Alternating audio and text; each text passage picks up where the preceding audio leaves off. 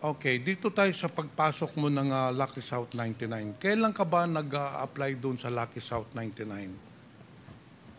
Nag-apply po regarding saan po? Nagtrabaho ka sa Lucky South 99, hindi ba? Sa papers po.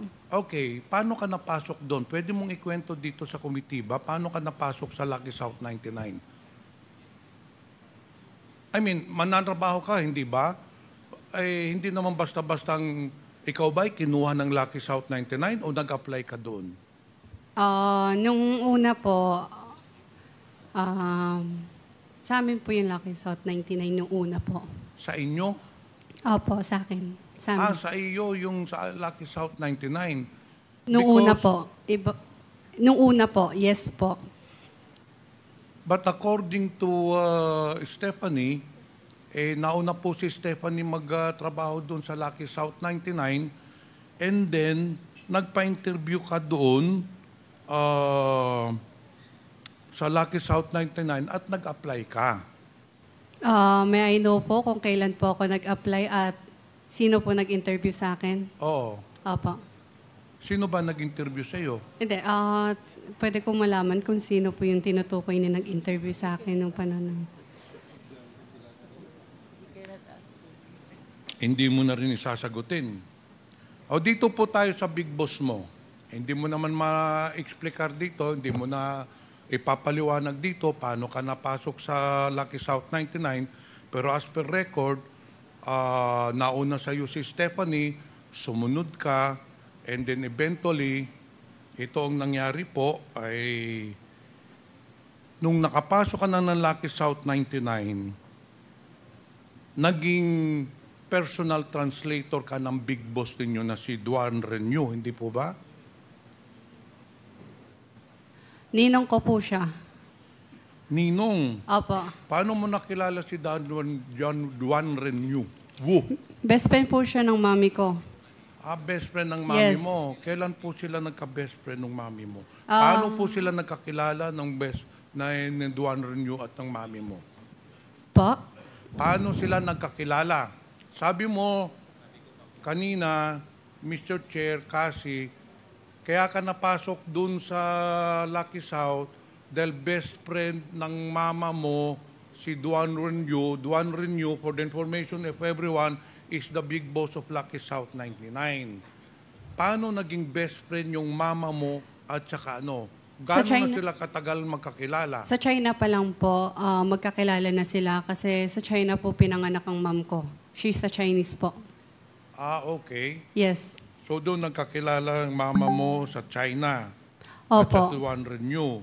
Yes. Then Isang city eventually, lang po sila. So ibig mong sabihin, dahil ninong mo siya, ang mama mo ang nagpapasok sa'yo doon kay Duan Renew? No po. Kinontak po ako ng ninong ko kung pwede po akong tumulong sa kanya kasi hindi po siya marunong mag-Tagalog and mag-English po. Okay, correct. So yun na nga ang unang tanong ko. Balik tayo sa unang tanong na hindi mo siguro nadinig. Ikaw ay naging personal translator na Duan Renew. Wu pala. Hindi po ba? Pwede din po. Ha? Pwede din po. Hindi pwedeng sagot mo pwede din po. You became the translator, personal translator of the big boss of Lucky South 19, Mr. Duan Renew. Yes or no? Yes. I think. Hindi naman mahirap sagutin yun. Wala namang masama doon sasagutin that you became a personal translator. Sa pagiging personal translator mo, Mr. Chair, kasi naging palagi kang kasama ni Mr. Duan Renew. Hindi po ba? Yes po, nung una. So naging constant companion ka ni Duan Renew. Hindi po ba? If needed lang naman. Not always. Well, according to the testimony of some of the resource person, during the last hearing, wala ka pa, sinabi nila, naging personal translator ka, and because of your job, palagi kang kasama, constant companion. Again po, pag kailangan lang po, tsaka ako sumasama. And in fact, itong sunod ko na tanong,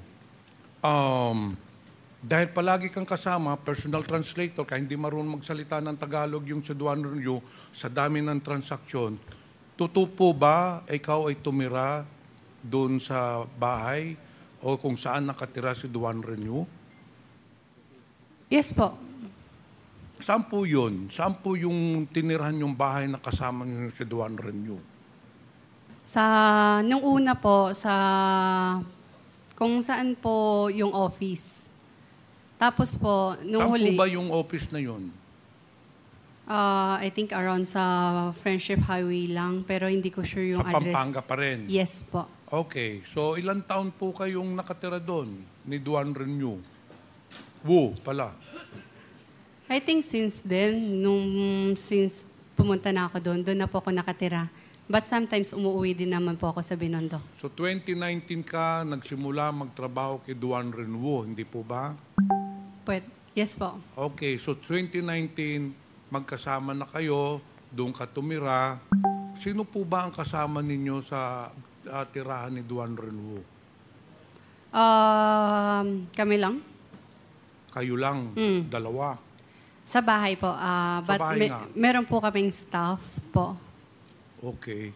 So totoo po talaga na dahil ka nakatira ka na doon, totoo po talaga pala yung testimonya ng yung dating resource person po dito na palagi kayong magkasama.